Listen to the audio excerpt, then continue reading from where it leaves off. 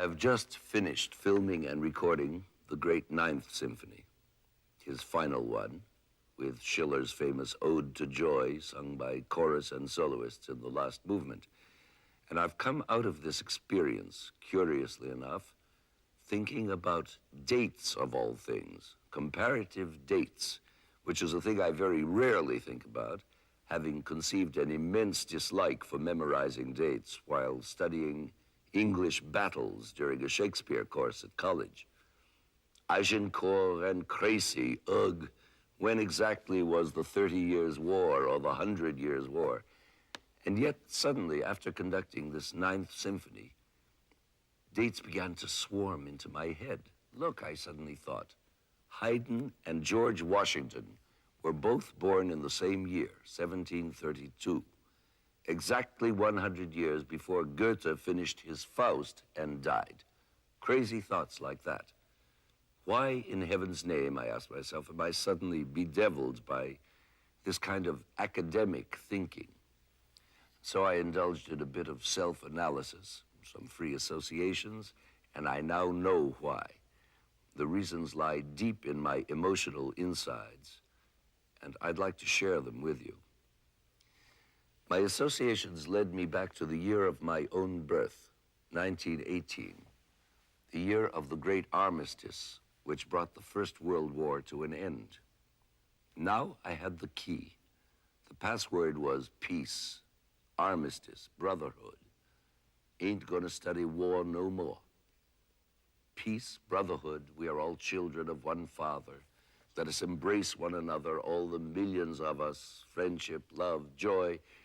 These, of course, are all the key words and phrases from Schiller's poem to which Beethoven attached that glorious music, ranging from the mysterious to the radiant, to the devout, to the ecstatic. And so my madness with dates was not so mad after all. I was not mulling over 1066, the Battle of Hastings, and 1216, the Magna Carta, and 1848, Social Revolution. Rather, I was grasping at 1000 BC, when King David sang his sublime psalm, Hine matov umanayim shevet achim gam yachad. Behold, how good and lovely for men to dwell together as brothers. And grasping at 400 BC, when Aristophanes wrote his inspired anti-war comedy, The Peace, and 800 BC, when the prophet Isaiah promised us that men will beat their swords into plowshares and the lion will lie down with the lamb.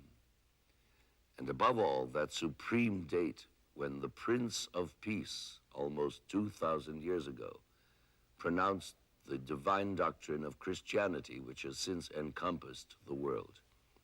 And where are we now, 2 millennia later, when Belfast, for one thing among many, runs with blood and rings with gunfire in the name of that very Prince of Peace?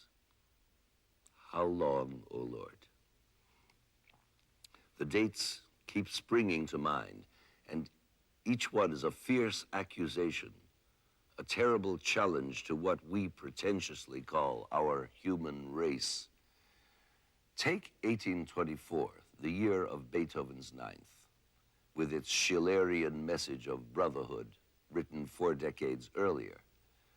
And what did we have 4 decades later, in 1864? The American Civil War. And 100 years later, in 1924, brown shirts rioting in Munich, strikers being gunned down in Chicago, blacks being lynched in Alabama. And in 1974, 150 years later, was that bloody end in Vietnam something we can call peace? Did it bring brotherhood? Yes, the brotherhood of the boat people, of ever-increasing thousands of desperate refugees. How much closer are we to David's psalmodic dreams of the loveliness of brothers dwelling in unity? One can answer only with the bitterest ironic facts. We have never before in our human history had so many nations and how those nations rage. So many frontiers, passports, boundaries, barriers, walls, so many hypothetical dividing lines on such highly unrealistic maps. David, Isaiah, Aristophanes, Jesus, Schiller, Beethoven. How you must be suffering. Forgive me for getting carried away. I had meant to stick to the subject of dates and of Beethoven. But it is all one. Beethoven is struggle, the struggle for peace, for fulfillment of spirit, for serenity and triumphal joy. He achieved it in his music, not only in his ninth, but in all his symphonies, and in his quartets and piano sonatas and trios and concertos.